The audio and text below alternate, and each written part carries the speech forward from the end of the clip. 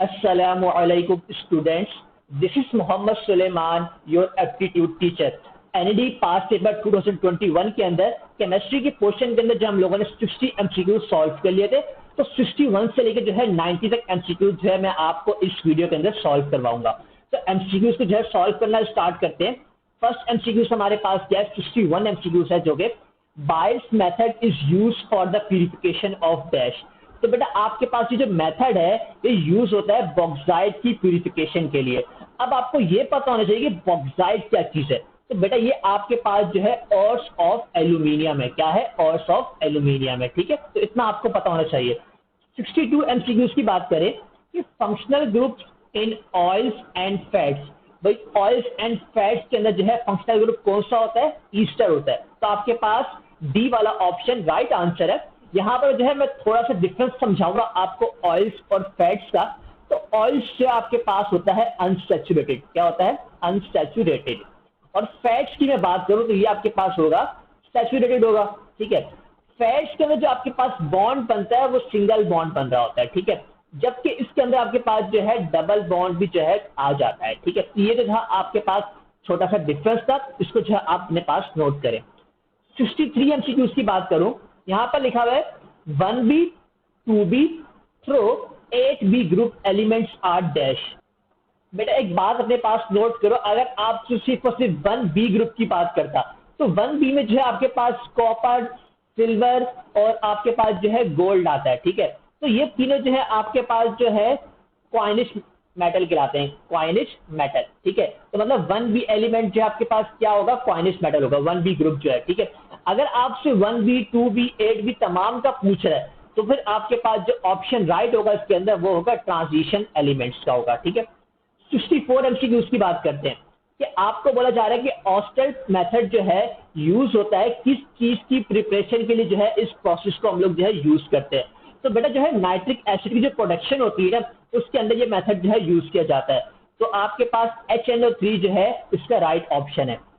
65 MCQs की बात करते हैं, बोला जा रहा है कि इथाइलिन जब रिएक्ट करता है सल्फर मोनोक्लोराइड के साथ तो आपके पास कौन सी गैस जो है बनती है? तो बेटा आपके पास जो है मस्टर्ड गैस जो है बनती है। अगर आपको मस्टर्ड गैस का फॉर्मूला याद हो, ये आपके पास सल्फर है, सल्फर के साथ जो है CH2 और यहाँ हमारे पास क्लोरीन है। इसी तरह यहाँ पे भी जो आपके पास CH2 और ये क्लोरीन है। ठीक है, तो ये जो आपके पास क्या है? मस्टर्ड गैस का फॉर्मूला है। ठीक है, आपका इथाइलिन जब रिएक्शन करेगा सल्फर मोनोक्लोराइड के साथ तो आपके पास क्या चीज बनेगी? मस्टर्ड गैस बनेगी। 66 एमसीक्यूज की बात करते हैं कि भाई ऑल नोबल गैसेस जो मतलब आपके पास 8A ग्रुप है वो ऑक्टेट रूल को जो है फुलफिल करती है सिवाय एक के। तो उस गैस का आपने जो है नाम बताना है। ठीक है बेटा, तो उस गैस का नाम जो आपके पास है वो है हीलियम। हीलियम जो है ये ऑक्टेट को जो है कंप्लीट नहीं करता। ठीक है, तो ये आपके पास जो है डुप्लेट रूल को फॉलो करता है। किसको? डुप्लेट रूल को फॉलो करता है। ठीक है, तो बेटा डुप्लेट रूल में क्या होता है कि आपके वैलेंस शेल में जो है कितने इलेक्ट्रॉन होते हैं? 2 इलेक्ट्रॉन होते हैं, जबकि ऑक्टेट रूल के अंदर जो है आपके 8 इलेक्ट्रॉन जो है क्या होते हैं? कंप्लीट होते हैं। ठीक है, 67 एमसीक्यूज की बात करते हैं। यहां पर आपको एक रिएक्शन गिवन है और उस रिएक्शन की जो है आपको इंथैल्पी बताई गई है। आपसे पूछा गया कि भाई ये रिएक्शन जो है किस टाइप का है। ठीक है, तो आपने किस तरह जज करोगे भाई आपको एक्सोथर्मिक गिवन है या फिर एंडोथर्मिक गिवन है? अगर आपके पास इंथैल्पी जो है पॉजिटिव आती है तो इसका मतलब है कि आपके पास एंडोथर्मिक रिएक्शन है। अगर आपके पास इंथैल्पी जो है नेगेटिव आती है तो इसका मतलब है आपके पास कौन सा रिएक्शन होगा? एक्सोथर्मिक होगा। तो आपने इन दोनों पॉइंट्स को अपने पास जो है नोट कर लेना है। 68 एमसीक्यूज के अंदर if hydrogen of benzene is replaced by electropositive ion तो आपके पास जो है रिएक्शन क्या कहलाता है? ये देखो बेटा, ये आपके पास है बेंजीन है। ठीक है, आपको पता है यहाँ पर क्या लगा हुआ? हाइड्रोजन लगा हुआ है। अगर मैं इस हाइड्रोजन को रिप्लेस कर दूं एक इलेक्ट्रोपॉजिटिव आयन के साथ तो आपके पास जो रिएक्शन होता है वो क्या कहलाता है? वो आपके पास कहलाता है इलेक्ट्रोफिलिक सब्स्टिट्यूशन रिएक्शन कहलाता है। तो आपके पास ऑप्शन बी इसका राइट आंसर है। 69 एमसीक्यूज की बात करें, आपको यहाँ पर जो है वॉल्यूम गिवन है और आपको मोलैरिटी गिवन है और यहाँ पर आपको NaOH बताया गया। तो आपको अमाउंट ऑफ NaOH फाइंड करना है, मतलब आपको मैथ जो है यहाँ पर फाइंड करना है। ठीक है, अब यहाँ पर फॉर्मूला आपने कौन सा यूज करना है? Molarity is equal to mass multiply by 1000 divide by, यहाँ पे आपके पास आएगा मॉलिक्यूलर मास और आपके पास आएगा वॉल्यूम। अब यहाँ पर जो आपने वॉल्यूम पुट करना है ना, वो पुट करना है आपने बेटा लीटर के अंदर। किसके अंदर? लीटर के अंदर। अब देखो यहाँ पर था आपको ml में गिवन, तभी तो यहाँ पर 1000 लिखा हुआ है, ताकि ml में गिवन हो तो डायरेक्ट जो खुद ब खुद कन्वर्ट हो जाएगा। ठीक है, आपको करने की जरूरत नहीं है। मोलैरिटी की वैल्यू जो है आपके पास गिवन है, ठीक है, वो क्या गिवन है? 1 गिवन है। ठीक है, आपने 1 पुट कर दिया। मैथ आपने फाइंड करना है, 1000 वैसे ही रहेगा बेटा। मॉलिक्यूलर फॉर्मूला आप लोग निकालोगे NaOH तो क्या आएगा? 40 आएगा, तो आपने 40 पुट कर दिया। वॉल्यूम आपने 5 पुट कर दिया। इसको आपने सॉल्व करना है तो 0.2 ग्राम जो है आपके पास इसका राइट आंसर आएगा। 70 एमसीक्यूज की बात करते हैं कि बेंजीन जो है कौन सा रिएक्शन जो है परफॉर्म नहीं करता इन तमाम रिएक्शंस के अंदर से। तो बेंजीन जो आपके पास सिर्फ और सिर्फ जो है एलिमिनेशन रिएक्शन जो है परफॉर्म नहीं करता, इसके अलावा तमाम रिएक्शन जो है वो परफॉर्म करता है। 71 एमसीक्यूज के नाम में क्या बोला जा रहा है? Element with second highest percentage in stainless steel. तो बेटा मैं बात करूं अगर स्टेनलेस स्टील के अंदर सबसे ज्यादा जो परसेंटेज होती है वो होती है Fe की होती है, ठीक है, आयरन की। उसके बाद होती है निकल की और उसके बाद होती है क्रोमियम की। ठीक है, तो अभी आपको पूछा गया है सेकंड हाईएस्ट, तो सेकंड हाईएस्ट कौन सा होगा? निकल होगा। तो आपके पास जो है ऑप्शन बी जो है करेक्ट आंसर है। 72 एमसीक्यूज की बात करते हैं कि बोला जा रहा है कि फॉर्मूला ऑफ पोटेशियम मैग्नेट बताना है। ठीक है बेटा, तो आपने यहाँ पर दो चीजों का फर्क समझना है। एक होता है मैग्नेट और एक होता है आपके पास पर मैग्नेट। तो दोनों जो आपसे वो पूछ सकता है। अगर वो मैग्नेट की बात करता है उसका मतलब ये है कि आपके पास MnO4-2 है। ठीक है, और जब आपसे पर मैग्नेट की बात करेंगे तो MnO4-1 है। ठीक है, अब पोटेशियम इसमें जो आएगा वो आएगा K2 आएगा और उसमें क्या आएगा? K1 आएगा। अब देखो पोटेशियम मैग्नेट की बात की गई तो आपके पास कौन सा आएगा? बी वाला ऑप्शन आएगा। अगर पोटेशियम पर मैग्नेट पूछता तो आपने ए ऑप्शन पे लगाना है। एमसीक्यूज नंबर 73 के अंदर क्या करना है? आपको रिस्पेक्टिव नेम बताना है। NO3 पावर -1, NO2 पावर -1 और N पावर -3। ठीक है बेटा, तो NO3 पावर -1 को हम लोग कहते हैं नाइट्रेट। क्या कहते हैं? नाइट्रेट कहते हैं।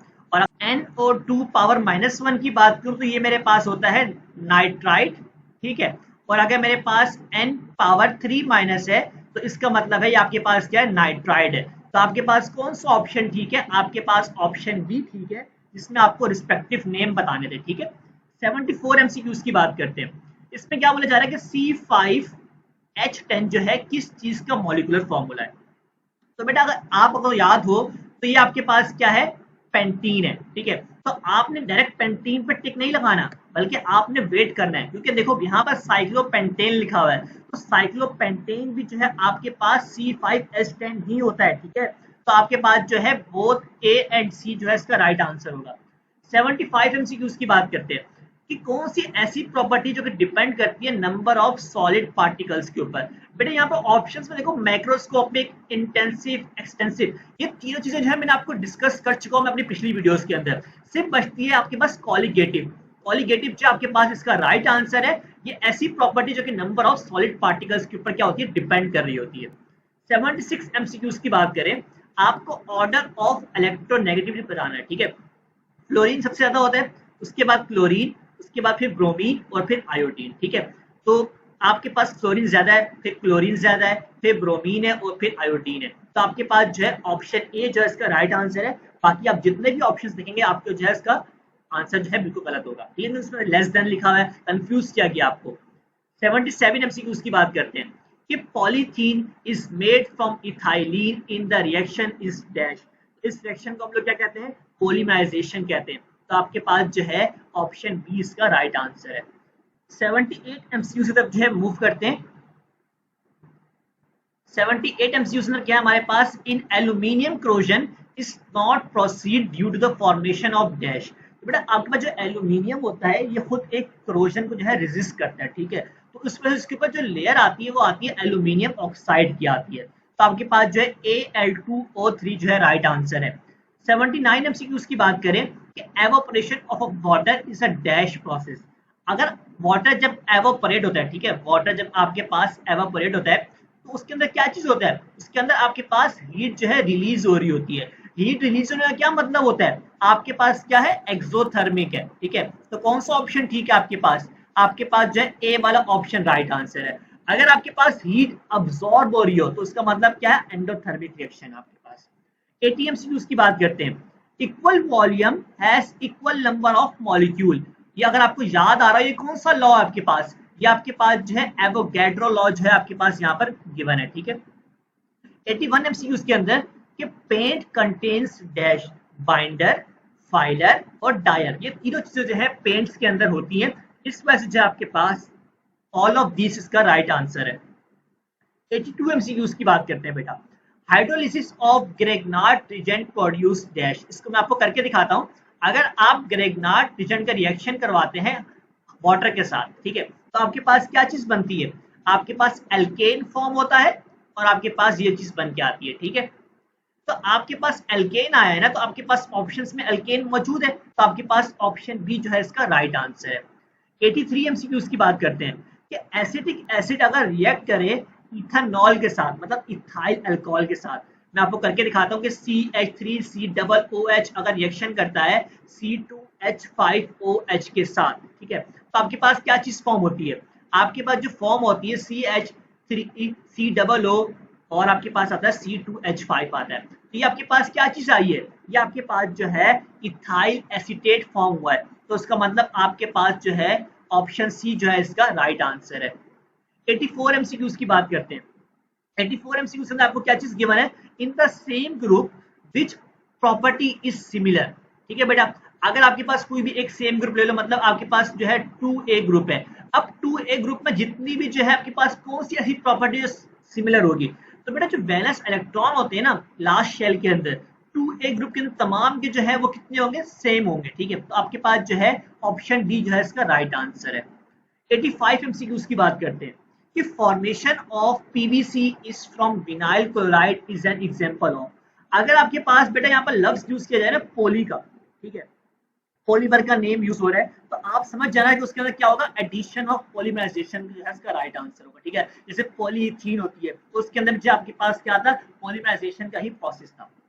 86 एमसीक्यूज की बात करते हैं कि रेट ऑफ रिएक्शन जो है किस चीज के ऊपर डिपेंड कर रहा होता है, तो बेटा ये आपके पास जो है रिएक्टेंट की जो है कंसंट्रेशन के ऊपर जो है डिपेंड करता है। आपके पास ऑप्शन ए है, ये कौन सा लॉ है, ये आपके पास जो है रेट लॉ के मुताबिक जो है आपका रेट ऑफ रिएक्शन जो है कंसंट्रेशन ऑफ रिएक्टेंट पे डिपेंड करता है। 87 एमसीक्यूज की बात करते हैं कि ब्रास जो है किस चीज का अलॉय है, तो बेटा ये आपके पास कॉपर और जिंक का अलॉय है, तो इस वजह से आपके पास ऑप्शन ए इसका राइट आंसर है। ब्रास को हम लोग क्या कहते हैं, पीतल कहते हैं, ठीक है। 88 एमसीक्यूज की बात करते हैं कि fatty acids are present in dash, paint, oil और सोप, बेटा फैटी एसिड जो है सिर्फ और सिर्फ सोप के अंदर होता है, इस वजह से आपके पास यहाँ पर ऑप्शन सी इसका राइट आंसर है।